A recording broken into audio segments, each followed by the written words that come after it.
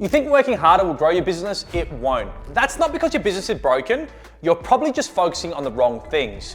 In this video, I'll walk you through 10 steps to find and fix what's actually holding your business back. Step 1, figure out what's actually stopping you. Look, I've been in business for over a decade now, and one thing I know is that eventually you're gonna hit one of two walls. Sometimes you're stuck because you just don't have enough customers coming in, and that's a demand problem.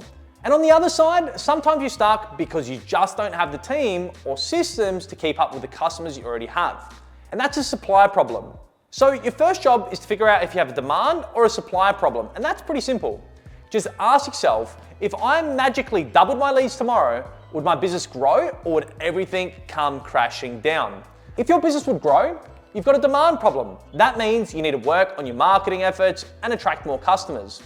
If your business would come crashing down, you've got a supply problem. That means you need to work on hiring more team members and developing great systems to keep up with the demand. Step 2, find the real bottleneck. You now know whether or not you have a demand or a supply problem, and now it's time to dig a little bit deeper.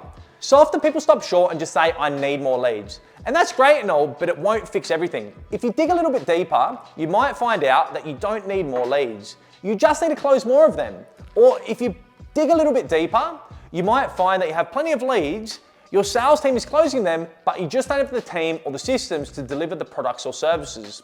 So this is a time where you need to go and find your weakest link. And before you think your business is perfect, every business has a weakest link. Leads, sales, delivery, operations, and that weakest link will be the thing that stops you from growing. Instead of trying to fix all the weak links in the chain, find the weakest link. When you find the weakest link, this is the clear pathway to growing your business. Step 3, if it's a demand, create more of it. Now, let's say you have a demand problem. You're in luck, as it's relatively easy to fix. There are only 3 ways to create more demand. 1, reach more people. That might be posting more on social media. That might be collaborating with others. It might be paid advertising. I'd probably just suggest capitalizing on all your free forms of reaching more people. But if you really want to explode your reach, paid advertising must just be the way. 2, convert more of them. You might have plenty of customers coming through the door, but you're letting too many slip through the fingers. There's no point of having the best product or service, the most amount of leads, if you can't make the sale. Nothing gets done until a sale is made. So refine your sales presentation, make the offer appealing, and close more deals. 3, increase what each customer is worth. So many businesses leave so much on the table. McDonald's has become very successful because of one simple phrase. Would you like fries and a drink with that? Are you maximizing your return from each customer? Are you delivering such a good product or service that they keep wanting to come back for more and more? Quick story, I run a home services business in Australia.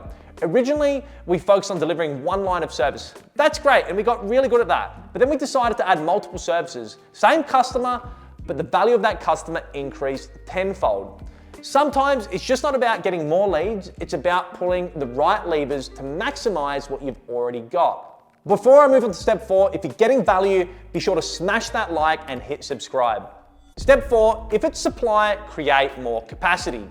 Most business owners say they're too busy to grow. When this happens, normally what that means is you've reached your personal limitations, and what you need to do is create more capacity. And you do that by 1, raising your prices. I'm not a fan of competing on price. So often you get caught up in a race to the bottom. It's not where I want to play, but it's where so many business owners play. They charge the absolute minimum, and this causes them to be overworked. So you want a quick fix? Raise your prices. Initially, customers might drop off, but you'll be able to work half the amount of time for the same money. 2, leverage your time. Let's say the maximum capacity is 12 hours a day, 7 days a week, which is say 84 hours in a week. Okay, so let's say you're an electrician or a coach. You could work these huge hours and then burn yourself out, or you could build a team of electricians to increase your capacity, or when coaching, instead of doing it one-to-one, coach one-to-many. 3, build systems or people. One of my favorite books is E-Myth. It talks about building systems and then hiring people to take care of those systems. And you might sit there and go, well, where do I start? It's honestly not that hard. Download a screen recorder or get a camera and film yourself doing the task, and then train someone to take over the tasks. These are the 3 main things you can do to increase your capacity and grow your business. Step 5, use pricing as a control system. When people think about pricing, they just think about money. This is a common trap for most business owners. The thing is that pricing is a method of control. It's one of the main levers you can pull to manage supply and demand or demand and capacity. It's coming back to step 4. If you're too busy, what can you do? Raise your prices. And if you're too quiet, what can you do? Lower your prices. So really, your prices are a method of control, which gives you power to capitalize in both busy and quiet periods. So here's a quick example. In Australia, most restaurants are busiest on Friday and Saturday nights. And this is where a majority of their profits come from. But then what most business owners find is that throughout the week, they are dead and struggle to meet payroll. When you look at the successful restaurants that have been around for a very long time, they have a way of keeping things busy all week round. Every day, they have a different offer. For example, it's common to have tight ass Tuesdays where things are dirt cheap. It's so smart. By having these offers right, you're able to use pricing as a control system to ensure you don't have the ups and downs in business. Step 6, fix things in the right order. And it seems like common sense, but when you've been in business a while, common sense isn't so common. Here's where most business owners lose momentum because they fix the wrong problems first. Founders will pour a shit ton of money into paid ads without tracking the return on advertising spend, or they'll spend money developing systems and processes without the leads coming through the door. And a lot of people will just fix the small problems because it's the easiest option. Fixing the right problem isn't about the easy option or where to spend or cut money. It's about thinking, what problem can I fix? And by doing so, will make a whole heap of other problems disappear. And that's a great question to ask yourself to ensure you're working on things that are in the right order and will actually make a difference, not just being busy to tell people you are busy.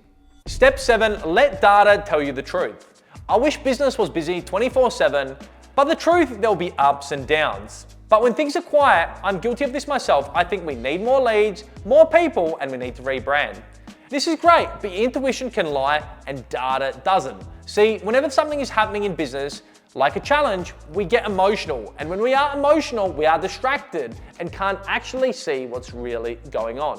What's great about data is that it paints a picture that is clearer than your emotions or your intuition. There was a major challenge that I came across several years ago. I had all my advertising efforts tied up in one campaign, which was great and all until the business pivoted and wasn't offering the marketing campaigns we required. See, shit literally hit the fan overnight and the stress was huge. But what did I do? I grounded myself as fast as possible. I looked at the data, and from the data I was able to develop a plan to divert the marketing dollars into another campaign, and almost overnight we managed to save the business. In business, shit happens, emotions get high, distractions happen. Don't trust your good judgment, but let your data tell the story. Step 8, expect the ping pong effect. Most founders get this wrong. They think the business will grow in a straight line. Wrong. It's a never-ending game of ping pong. You realize that you're short of leads, then you crank up marketing and you get more customers.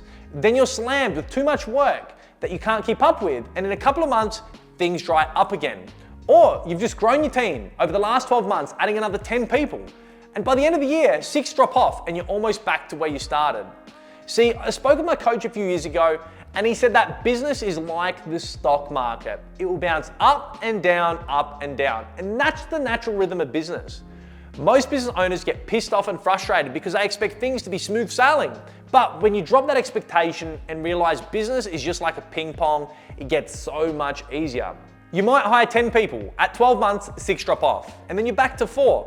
Then you hire another 10, 6 drop off, and you're back at 8.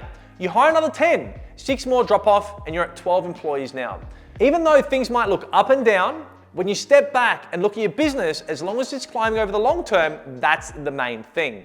Step 9, watch your dashboard lights.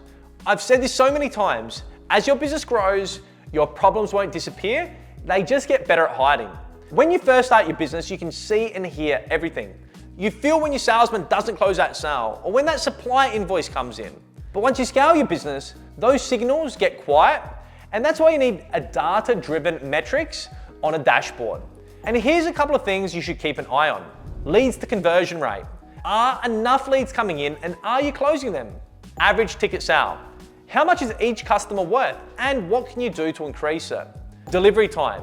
How fast can you go from sale to delivery? The faster you deliver, the faster you get paid. Profit margins.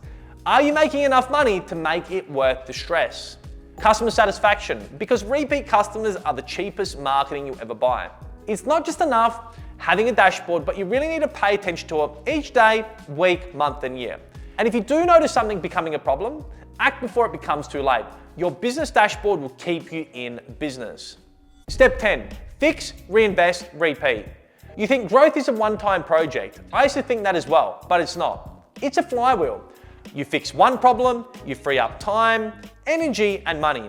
Then you take that time, energy, and money, reinvest it back into your business, which is great, but all of a sudden another problem for you to fix. And this is what's important to understand. Each time you fix, reinvest, and repeat, you're harnessing the power of compound interest. Each time you make an adjustment, an improvement, things get better and your business grows. It's a never-ending cycle. But I'll tell you one important thing. Remember, it's important to be fixing the right problems. Instead of just trying to fix everything, fix the one problem that if you were to fix it, all the other problems would disappear, or a lot of the other problems would disappear. So next time you're feeling stuck, don't freak out. It's not that you're lazy. It's not because your business is broken. It's because you're fixing the wrong problem. Find and fix that and your business will grow. If you like reading, here are 20 life-changing books that will actually improve your life.